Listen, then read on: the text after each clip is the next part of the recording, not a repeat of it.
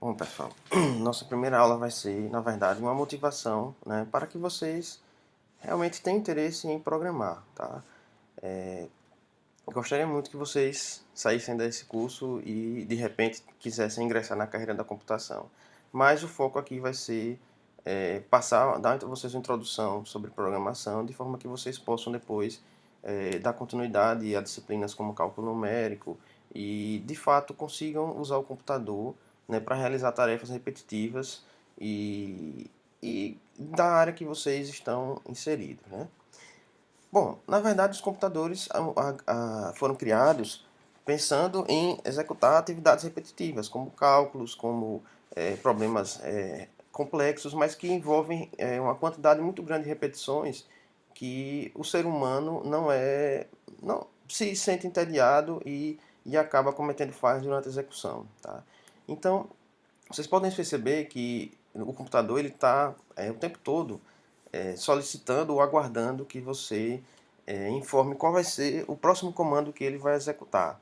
Então aqui vocês têm, né, um exemplo, né, aqui do lado direito do slide, vocês podem observar que nós temos um processador, né? Esse processador aqui, vocês estão vendo aqui o nomezinho da AMD, né? Ele ele está perguntando o tempo todo para você qual é o próximo comando que você quer executar, né?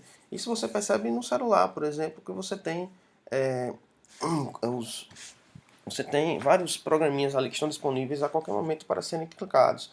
E esses programas, esses que a gente chama de aplicativos, né?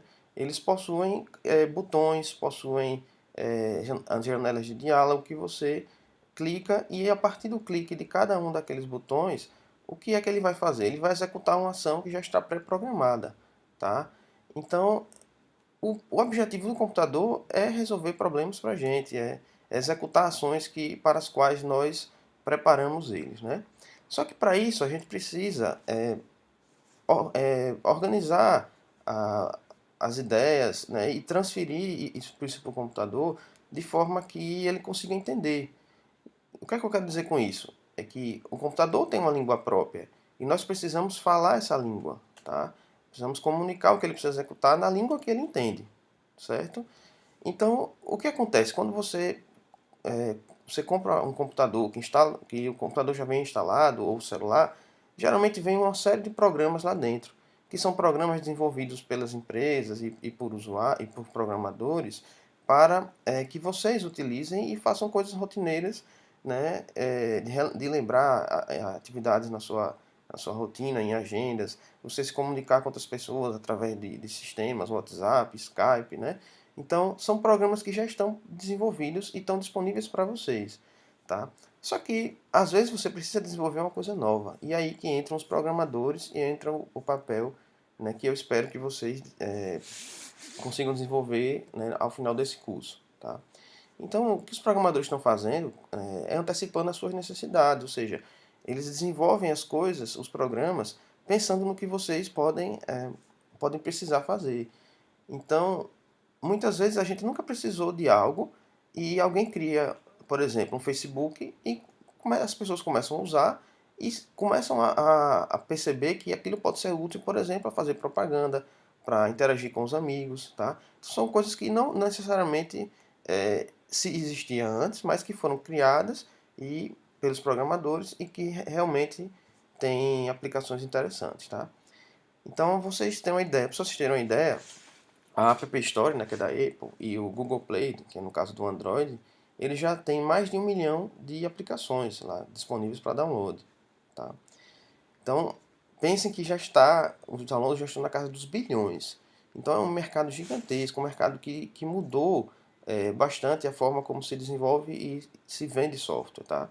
Que antigamente a gente desenvolvia um software e tinha dificuldade de distribuir esse software, porque você tinha que empacotar, criar um CD, gravar, fazer propaganda, distribuir isso entre lojas. E hoje não, os aplicativos estão disponíveis a um mero clique do usuário. Ele entra na App Store, procura pelo título e acha a aplicação que ele quer, né, para resolver um problema que ele precisa, né, do dia a dia. Tá?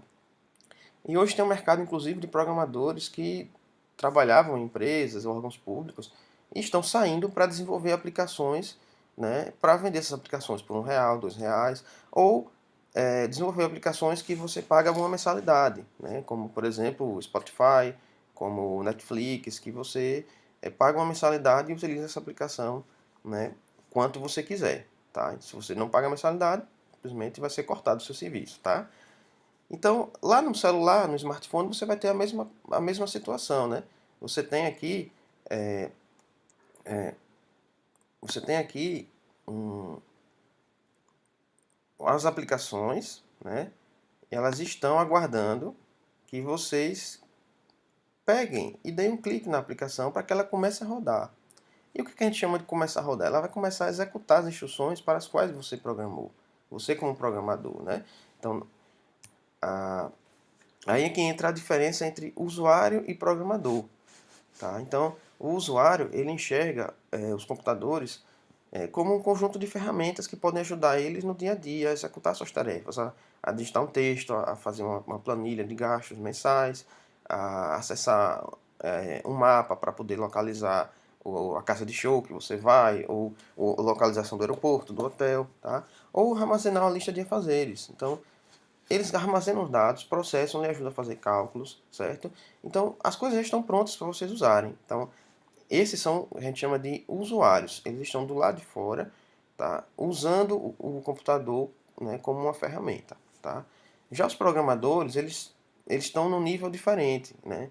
Eles estão no nível de entender como é que a máquina funciona, né? Ou seja, as maneiras, a linguagem que a máquina é programável, tá? E criar ferramentas, né? Ou seja, esses processadores de texto, essas planilhas, mapas, as aplicações de celulares, tá? Eles criam essas ferramentas para que o usuário, né, possa utilizar. Tá? E às vezes o programador escreve ferramentas para eles mesmos serem produtivos. Então, a gente vai usar, por exemplo, durante o curso, certo? Algumas ferramentas que são úteis para os programadores, mas não são úteis para os usuários, digamos, finais, os usuários, né, mais comuns, né, que não sejam usuários programadores. Mas se você pensar de certa forma, o programador também é usuário do computador, porque ao fazer, ao utilizar essas ferramentas, ele passa a ser também um usuário, né, do programador, só que um usuário que é capaz de dar instruções, de criar programas que fazem com que os computadores, né, tenham o comportamento que ele deseja. Né? Então, aqui vocês enxergam que enxergam que o computador, né, ele tem o hardware e o software, que a gente, né, uma palavrinha que muita gente já deve ter escutado, né, o computador, aquela história, tem o hardware, né, que é aquilo que você consegue enxergar, aquilo que você consegue, né, transportar de um lugar para o outro, tal, e o software é algo que você não percebe, não enxerga, tá? Mas isso aí é desenvolvido pelo programador, tá? O, o, esse software que é capaz de dar instruções para que o hardware, né, por exemplo, acesse os dados, produza informação, que se comunique com outros computadores via rede para que as pessoas, né, conversem, tá? Então, esse é o objetivo, né, do programador, que ele está no nível de criar esses programas para que o usuário que está lá em cima, que está lá, né, usando no topo, né, ele está acessando os programas, acessando o computador, ele tem a tarefa dele realizada. Tá? Então, vem a questão, bom, peraí, mas se existem programadores, certo?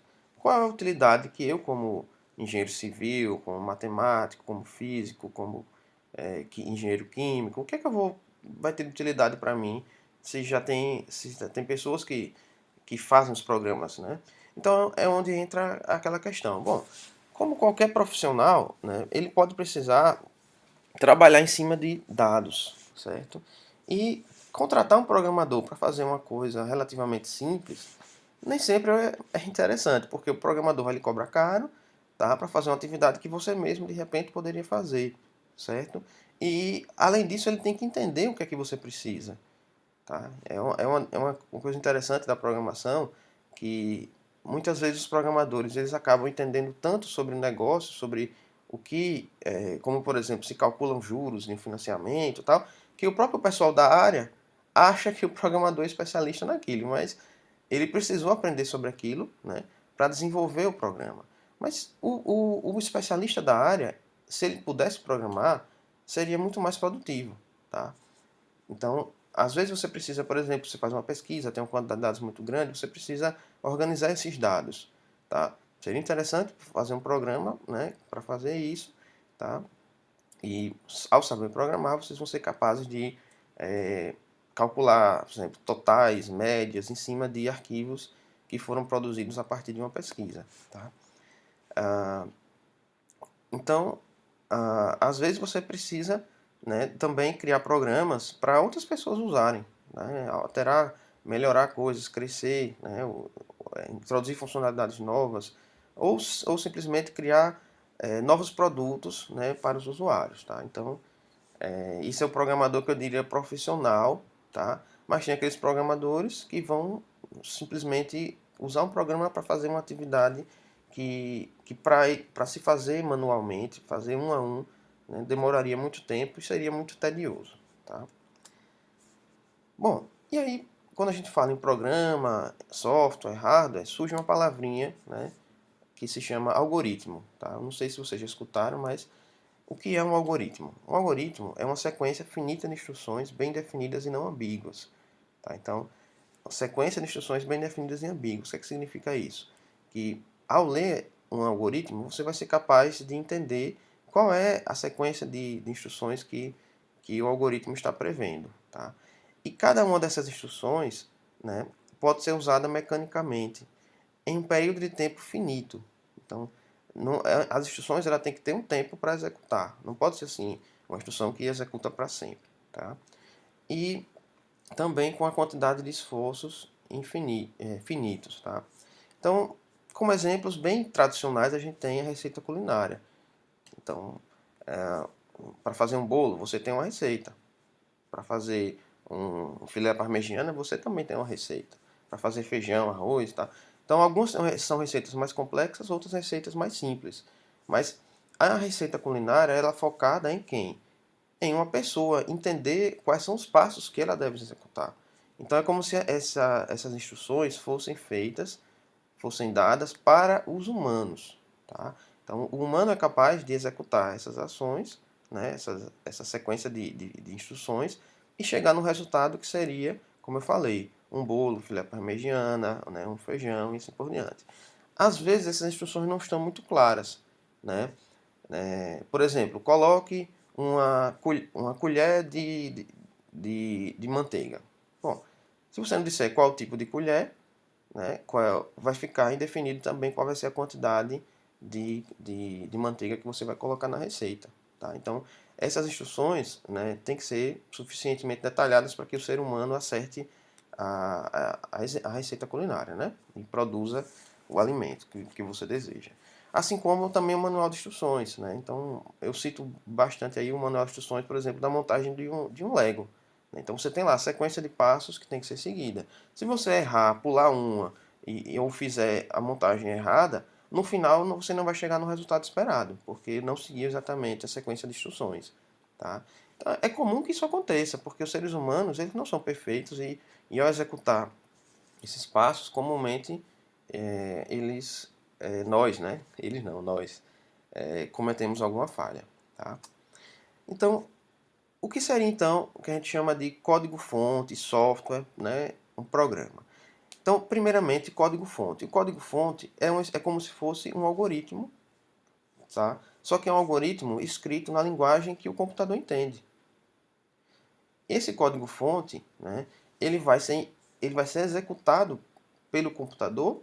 Bom, ainda não. Na verdade, a gente precisa fazer com que esse código-fonte, que ainda é um código em alto nível, né, ele seja compilado ou interpretado por um computador. Tá? E esse processo de compilação, que seria uma transformação dessa linguagem de programação, que no caso nós vamos usar a linguagem Python, mas existem várias outras, né, como C, C++, Java, Lisp, Fortran. Então tem uma série de linguagens aí, tem Ruby, né, COBOL, tá?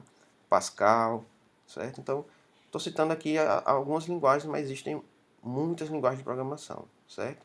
Então, você escreve um programa usando uma dessas linguagens, tá? E por um processo de compilação e interpretação, esse programa vai ser traduzido, né, e executado na, pelo processador do computador, certo?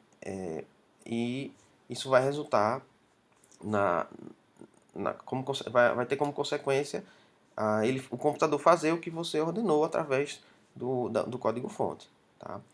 Então, pensem que para elaborar esse código-fonte, você às vezes gasta muito tempo pensando e organizando essa sequência de passos. Então, é o que a gente costuma dizer que é como se você estivesse dando sua inteligência para o computador, tá? Porque o computador não sabe fazer, sei lá, o cálculo do desvio padrão. Ele não sabe fazer. O que ele sabe fazer são as operações básicas, somar, dividir, subtrair, dividir, tá? São as operações bem simples, tá? Fazer operações mais complexas aí já é o usuário, né? Ou seja, o programador que vai instruir o computador a fazer, tá?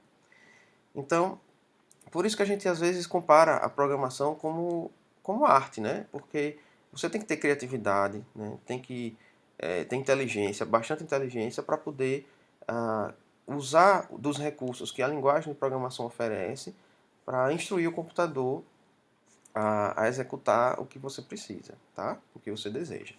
Então, só para citar um exemplo, ficar mais claro essa questão de algoritmo, de programa, né? Lembram daquela música chamada Macarena? Então, aqui vocês têm um link no YouTube, para quem não conhece ou nunca ouviu, tá? Lembrar dessa música. E eu tenho aqui à esquerda um algoritmo, certo? Para quem não sabe dançar, certo? Seguir esse algoritmo e, e verificar como é que dança, tá? Agora, observem o seguinte, o algoritmo está escrito em uma linguagem que o ser humano entende. Então, o ser humano é capaz de ler essa sequência de passos, executar, tá? E, de fato, vai ter o quê? Vai dançar, certo? Pode ser que mais bonito ou mais feio, depende da qualidade de cada um. Não vou entrar nesse detalhe. Mas observem o seguinte, que esse algoritmo, ele tem algumas falhas. Não sei se vocês já perceberam, mas ele está escrito em português e tem algumas pequenas falhas. Eu vou destacar aqui, certo? Né? Essas pequenas falhas, mas que qualquer pessoa que fosse ler esse algoritmo iria perceber que existem essas falhas, iria ignorar e saberia de fato qual foi o erro, né? E conseguiria dançar, porque vai entender que o cara escreveu errado, o quadril era com L, e ele escreveu com U, tá? Porque a gente está dançando e né, botar a mão esquerda e vamos botar no quadril, né? Então, naturalmente a pessoa iria desconsiderar esse tipo de erro, tá? Só que o computador, ele não é tão, né, digamos assim, inteligente ao ponto de entender que aquilo foi um erro. Quando nós escrevermos um código-fonte, o programa vai reclamar, né, o compilador, o interpretador vai reclamar e não vai deixar passar um programa sintaticamente incorreto, né, como o que eu mostrei aqui, né, que tem esses errinhos aqui, tá? Então, isso aqui é um algoritmo para um ser humano. O que a gente vai ver daqui a pouco é como seria escrever, transformar um algoritmo, né, como escrever um algoritmo que vai ser uma sequência de passos para o computador. Tá? Bom, então vamos fazer o seguinte. Eu vou mostrar para vocês uma atividade aí que naturalmente ela é feita por computadores. Então eu quero que vocês contem qual é a palavra, você descubram qual é a palavra que mais aparece na frase que vai ficar aparecendo na tela e quantas vezes essa palavra que mais aparece ocorre, tá? Então tá aí a frase.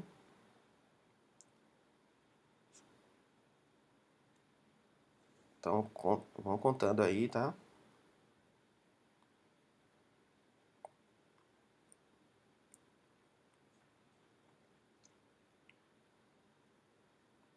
E aí? Qual palavra apareceu mais? É difícil, né?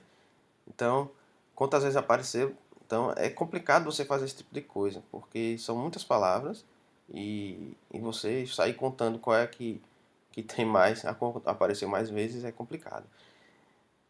Isso é uma coisa que os computadores fazem muito bem, porque eles têm armazenam os dados na memória e vão fazendo o cálculo, né, de quantas vezes determinada palavra apareceu. Eu vou mostrar um programa que faz exatamente isso aí em Python, tá? A ideia aqui não é que vocês entendam esse programa por completo. O objetivo é, é que vocês tenham apenas uma ideia, certo? Desse programa, tá? Aqui a gente tem, ó, na parte inicial, a gente tem aqui o... Desculpe aí, pessoal.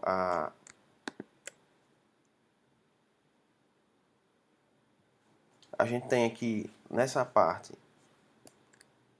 o início do programa. O que é que ele faz? Ele lê o nome do arquivo que você quer contar o número de palavras. Então, esse raw input aqui é um comando do Python que faz com que o computador ele aguarde que você digite alguma coisa, tá? Essa mensagem aqui, essa que a gente chama de string, ela vai ser mostrada na tela para você e você vai ter que digitar alguma coisa no teclado. O que você digitar no teclado, né, vai ser guardado em uma variável chamada nome. Então aqui eu tenho um exemplo do que o computador vai fazer. Então você vai digitar Python, que é, você está chamando o interpretador, né, de Python, e está dizendo qual é o programa que ele vai executar. Então ele vai executar esse programa todo aqui, certo? Esse programa todo, e vai dar como resultado o O4, que foi a palavra que apareceu mais vezes e a quantidade de vezes que ela apareceu, certo? Bom, para isso, como eu falei, você vai ler, você vai informar o nome do arquivo. Esse arquivo vai ser aberto, tá? E vai ser lido, tá? Depois que ele for lido, eu vou particionar esse arquivo, separando as palavras através dos brancos. Toda vez que aparecer um espaço em branco, você terminou uma palavra. Então eu vou ter aqui o que a gente chama de uma lista de palavras, certo? E essa segunda parte aqui do programa, tá? O que é que ela vai fazer? Ela vai contar a quantidade de palavras que existem no arquivo. Então, já que você separou em uma lista de palavrinhas, essa lista de palavrinhas ela vai ser percorrida e toda vez que eu encontrar uma palavra, eu vou adicionar numa variável que está armazenada nesse dicionário a quantidade de vezes que essa palavra ocorre, certo? Eu sei que agora é um pouco nebuloso, né? Vocês não estão entendendo muito bem ainda, mas a gente vai chegar no final do curso, né? No final não, mas no meio vocês já vão ter condições plenas de entender o que está escrito aqui nesse programa em Python, tá? Bom, então nessa segunda parte o programa tá calculando quanto cada palavra ocorre no arquivo. E aí a terceira parte, que é a parte final aqui, tá? Essa parte final ela é dedicada a encontrar qual é a palavra que mais acontece, certo? Que mais ocorre, a mais frequente dentre as palavras que foram encontradas no arquivo. Então, se vocês observarem aqui, a gente tem, aqui um, nessa área aqui uma, um, uma lista de comandos, né? Um conjunto de comandos que diz o seguinte, ó, para uma palavra, tá? Em um contador, no dicionário de contadores, certo? Eu vou pegar cada palavra e o contador respectivo e, verificar se ela é a palavra mais frequente. De que forma? Bom, inicialmente a palavra mais frequente é nenhuma, certo? Se a palavra mais frequente, se o contador, o contador de maior frequência não também está como vazio e o contador é maior do que o maior contador, então esta palavra que eu estou analisando agora, ela ocorreu com mais frequência do que as outras, tá? Que eu já analisei. E aí ela passa a ser a palavra mais frequente e o contador, né, o maior contador passa a ser o contador daquela palavra específica. E no final eu vou imprimir na tela a palavra mais frequente e o maior contador, né, o que vocês observam aqui nessa região, tá? O Ozinho, tá? E o 4. Então, o que eu quero que vocês tirem aí desse programa é que você está dando, como programador, um código-fonte contendo instruções para um computador e esse computador vai executar, o computador através do interpretador de Python vai ser capaz de executar todas essas instruções, certo? Então não pode ter um erro, né? Aí, por exemplo, se você executar ao invés de um for, colocar FO, ele não vai entender que aquilo é um for, ele não vai ser capaz de, de executar esse laço. Mas isso a gente vai discutir mais para frente, certo? O que eu quero que vocês entendam é que isso aqui é como se fosse, na verdade, um programa que o computador é capaz de executar através do interpretador de Python, ok? Bom, então, como eu vou costumar falar aqui nos slides, né, esse curso foi baseado no curso do professor Charles Severance, tá, da Universidade de Michigan. Tá? Então, foi feita uma tradução e adaptação. E a licença, né, é a licença Creative Commons. Então, a ideia é que ele mesmo discute isso, que os professores podem pegar esses slides, alterar, traduzir, né, e usar como for, né, desde que isso não seja digamos, usado para fins lucrativos. Então, o objetivo aqui não é esse, então está plenamente válido. E se vocês quiserem também pegar esses slides e distribuir, não tem problema nenhum, ok? Bom, então é isso aí, pessoal. Até a próxima aula.